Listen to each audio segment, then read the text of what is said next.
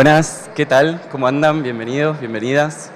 Hoy vamos a presentar a Esteban Castromán, que es un escritor, editor y productor cultural, que viene a presentar su último libro, un libro sobre la mítica serie de los 90 Twin Peaks, que estrenó su tercera temporada 25 años después de la emisión original. El libro se llama Fuego, alucina conmigo.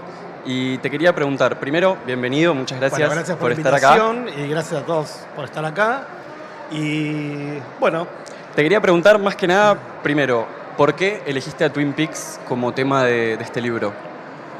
a mí desde chico fue la primera serie creo que hizo como un giro en mi vida como escritor y como también amante del arte y de la cultura. De hecho está en el libro un poco la crónica de cómo fue ese primer impacto, que empieza con una anécdota que yo estaba en Mar del Plata con mis viejos, de vacaciones. Estábamos en un monoambiente cerca del casino y había una tele blanco y negro, una Noblex, y una noche, después de la playa, un largo día donde estábamos todos colorados del sol y salados por el mar, y de repente aparece una serie que dice David Lynch presenta Twin Peaks, que es el primer capítulo de la primera temporada, en el canal 8 o el canal 10 de Mar del Plata. Una cosa rarísima que mezclaba obviamente el género policial, pero que a medida que iba pasando los minutos y obviamente los capítulos, se iba transformando en algo medio fantástico y algo medio misterioso, de terror, mezclaba géneros. Entonces, creo que podría decir que ahora uno está acostumbrado y está todo el tiempo viendo series en Netflix o en cualquier plataforma. Y hoy, digamos, las series hasta son más populares que las películas. Pero en ese momento creo que hizo un quiebre en pensar a la serie desde otro lugar, ¿no? Como transformar el formato serie, que por ahí eran más o más bajo presupuesto, tenían un rigor artístico un poco más, si querés, tranca, para decirlo de una manera científica. Y esto vino como a romper todo y a plantearlo como si fuera una obra de arte conceptual, cinematográfica y faraónica, ¿no? En cuanto al planteo, a los personajes, enroscado. Bueno, me pareció como que fue como una especie de flashazo que bueno, cambió ahí mi manera de ver el mundo, te diría. De hecho, el primer capítulo, si no me equivoco, es también una película, ¿no? Dura 1 hora y media, está planteado como con un principio y un fin, y viene a romper un poco con el molde de qué es y qué puede ser una serie, cosa que también hizo la tercera temporada. Vos tu libro lo arrancás con algunas escenas que empiezan con el mítico capítulo 8 de la tercera temporada, un capítulo muy extraño que también rompe un poco hasta el mismo molde que plantea la serie. ¿Por qué elegiste este capítulo? Bueno, como decís vos, o sea, el capítulo 8 es como una ruptura dentro de la misma, ya digamos la serie, la tercera temporada viene a romper el molde del propio molde que ya había roto esa estructura en los años 90, y es como que el capítulo 8 es una extrañeza tremenda, que es como una especie de explosión nuclear del sentido, que va incluso en contra de la idea, digamos, de lo que se puede ver o no ver en lo televisivo, de la lógica del prime time. Fue un capítulo, digamos, la serie, la tercera temporada, lo daban en Showtime, en prime time, digamos, a las 9 de la noche. Entonces yo me imaginaba, y así empieza el libro, a los 3-4 minutos que arranca ese capítulo, hay un show en vivo de Nine Inch Nails, que es un grupo de música industrial, música pesada, electrónica, pero bastante oscura. Es lo menos televisivo posible. Entonces me parecía que poner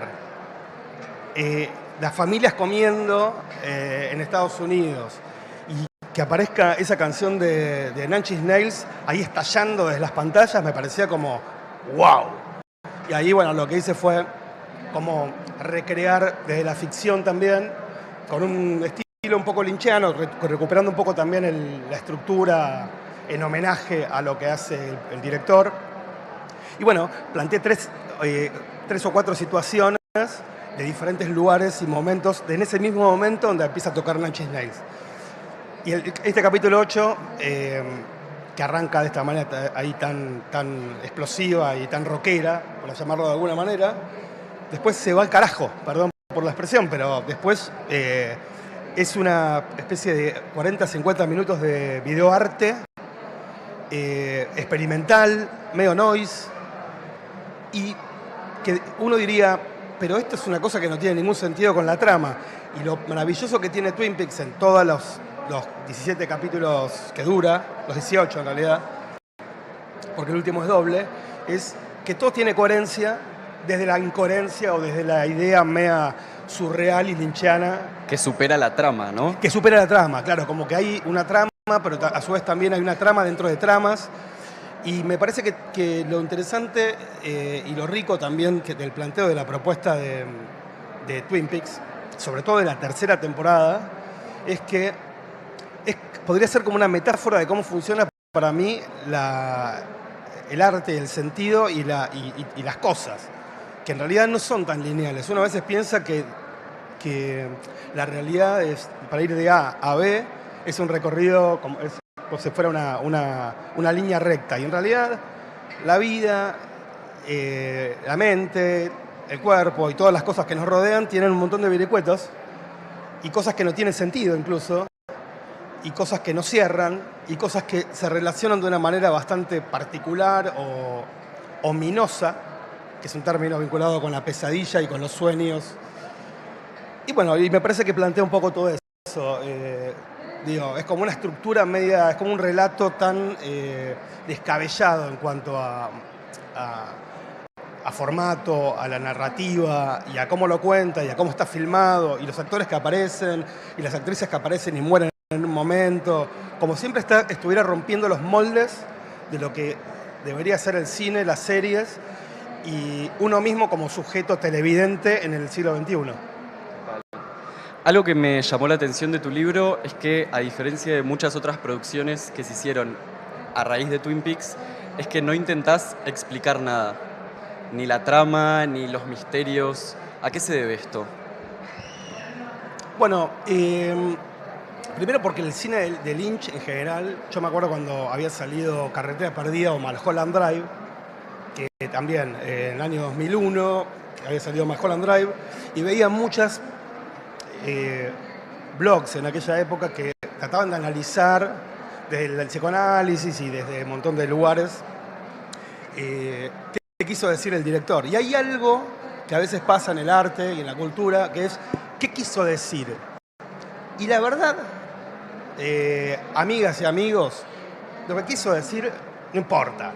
O sea, yo creo que lo importante es lo que está ahí vibrando en esa obra, en esa canción, en esa película.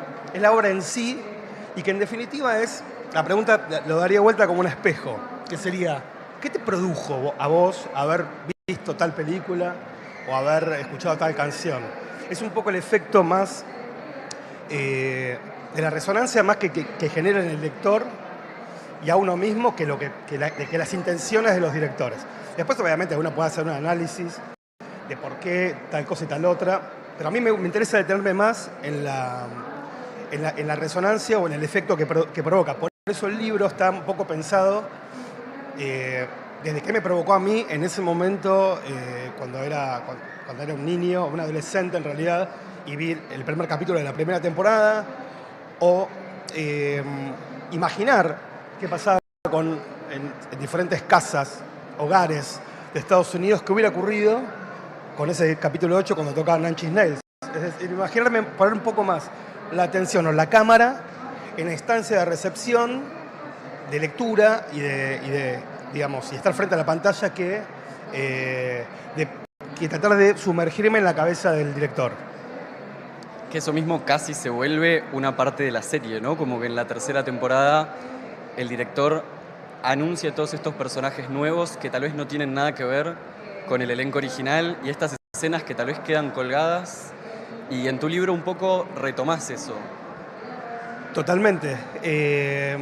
Me encanta esta cuestión de poner incluso hasta...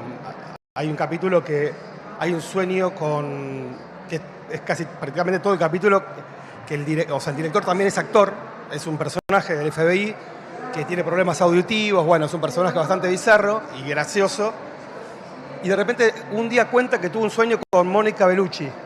Entonces todo el capítulo es un sueño que no va a nada, o sí, porque hay pistas que pueden después elucubrarse o pensarse o plantearse como una especie de puente en esto medio insensato que tiene la razón humana, pero que lo que me parece gracioso y hasta rupturista y hasta provocador es esta cosa de decir, bueno, quise trabajar con Mónica Bellucci y contar el sueño que tuvo con ella, que estuvo en Roma tomando un café, no sé, ese delirio medio surreal me parece fantástico, así como un capricho de decir, bueno, quiero hacer esto y lo hago, y me parece que las grandes obras tienen un poco eso, tienen un poco esta impronta de libertad. Creo que ahí es donde lo que se siente, más allá del mercado, más allá de Showtime y en el prime time, digamos, cuando se transmitía esta tercera temporada, es esta idea, digamos, de libertad creativa absoluta. Y eso me parece que es alucinante en Lynch. Una libertad casi punk, podría decirse. Completamente de su parte. punk. Pero es un punk de traje y corbata. Es decir, un punk good looking. Digo, elegante. Elegante, claro. Entonces me parece que está bueno porque, digo, bien producido, bien pensado las canciones, que como cierre final, la trama. Es decir, yo creo que hasta ese delirio, digo, incomprensible o sin centro que tiene la serie en sí, es elegante desde la música, desde la filmación, desde los diálogos, desde todo.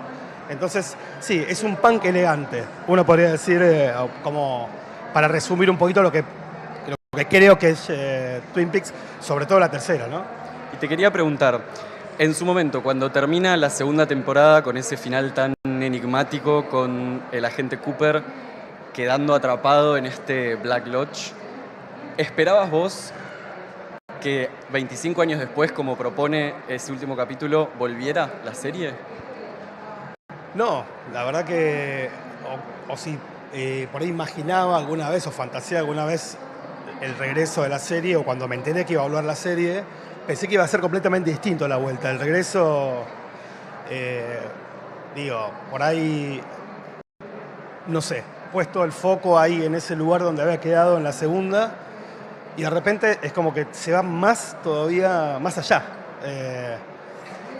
Digo, como que el personaje se desdobla, hay una cuestión, digamos, de la idea del espaltum y de la ruptura, el quiebre, de la decisión del sujeto. Nada, sin entrar en cuestiones así ni académicas, ni filosóficas, psicoanalíticas, me parece que hay algo ahí que tiene un poco que ver con la identidad del personaje que, sin spoilear o spoileando, perdón, pero es hasta el final no recupera la identidad de héroe que tenía en la primera temporada, o es el Cooper, ese agente que uno admiraba y decía, bueno, este es el que resuelve todos los enigmas. El personaje que estábamos esperando. Además. Estamos esperando eso, claro. Y era como con esa cosa de estar capítulos y capítulos viéndolo como si fuera un personaje de un videogame, alocado, chiflados. Y después termina, bueno, o cerca del final, ahí vuelve un poco en sí. Y nada, me parece que es muy genial. Y por último, te quería preguntar, ¿crees que el final de la tercera temporada es el final de Twin Peaks? ¿O esperás tal vez que David Lynch continúe con este universo de Twin Peaks en alguna otra producción? Espera, ¿en qué año estamos? Así termina la serie. No, digo, me parecería genial que pueda seguir. No sabría, o sea, no me podría imaginar cómo. ¿Para dónde? ¿Para dónde, claro? Me parece que ¿en qué año estamos? Es tan enigmático que hasta uno preguntaría si realmente está ocurriendo, se ocurrió, no ocurrió, que es un poco el estilo que tiene el director, ¿no? Entonces, a veces hay como friki, digamos, fanático de Lynch, digo, no, déjalo ahí. Me parece que ya está, ya ese enigma que queda abierto, que quede ese eco inexplicable de esa pregunta y ese grito final. Me parece que también las cosas tienen que tener un cierre y ya está. Y que pase otra cosa. Bueno, muchísimas gracias, Esteban. Gracias a vos. Esteban Castromán, pueden